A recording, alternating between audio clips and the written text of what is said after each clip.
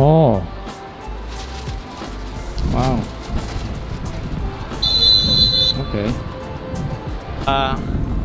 Hôm nay không có tàu nên có xe buýt, nên giờ tụi mình phải đi xuống kiếm xe buýt xem đi về ra sao. Xui vậy. Mình có cái bus replace ở đây.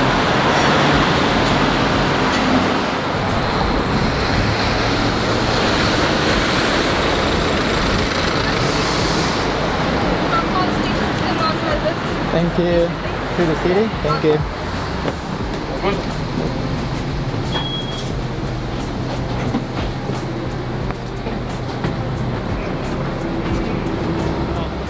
Thì hồi nãy là tụi mình vừa phải đón một cái chuyến bus để mà thay chuyến tàu đi về trong city. Thì ở Melbourne á, mỗi khi mà tàu nó có vấn đề hay là người ta cần nâng cấp đường ray thì người ta sẽ có những cái chuyến bus cho mình đón hoàn toàn miễn phí luôn, để mà mình đi đến những cái điểm mà mình cần.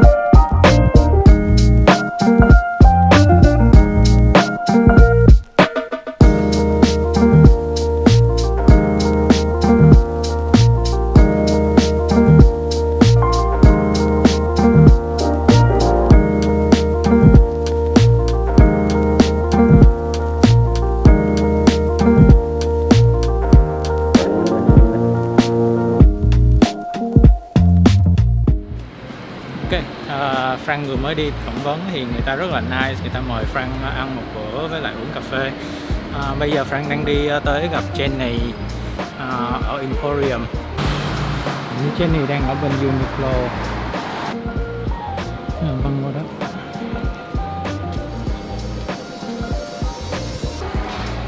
Nhìn đâu không biết, không thấy chồng nữa. Đúng không? Uniqlo đây có 5 tầng, năm nay 4 tầng. 4 tầng. To kinh khủng luôn.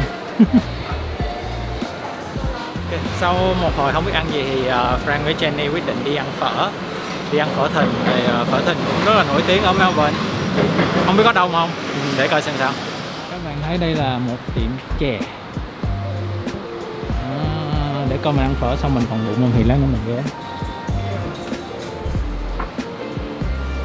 Chè Việt Nam. Cái phở là trong đường này đó, có thấy hình như nó đóng cửa ấy, con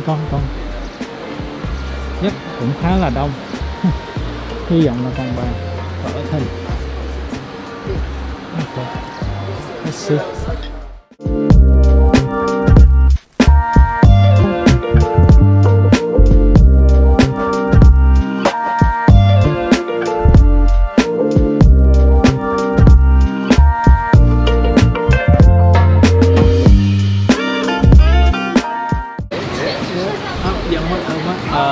Frank thì gọi tái năng, Jenny thì gọi là mix, có đầu tái nạm gà với lại tái rang thì trong cái giống như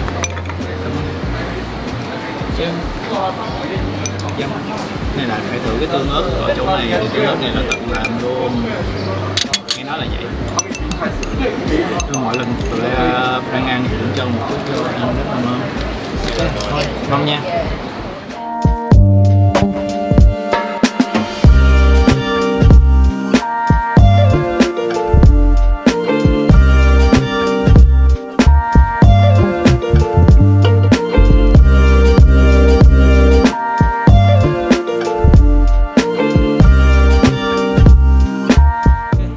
Mới vừa ăn xong thì cũng khá là no, nhưng mà cũng muốn ăn chè cho nên giờ quyết định mua chè mang về ăn.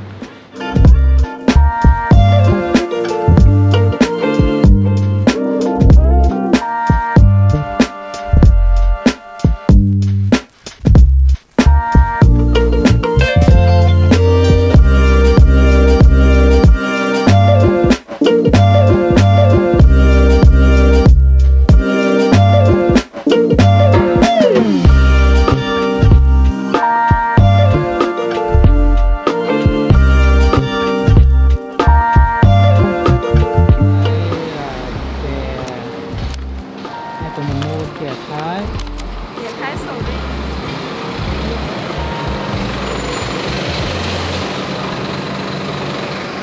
Thì mua rồi mới biết hôm nay là mua 2 tặng 1 may ghê, nên được 3 ly chè Thái sầu riêng.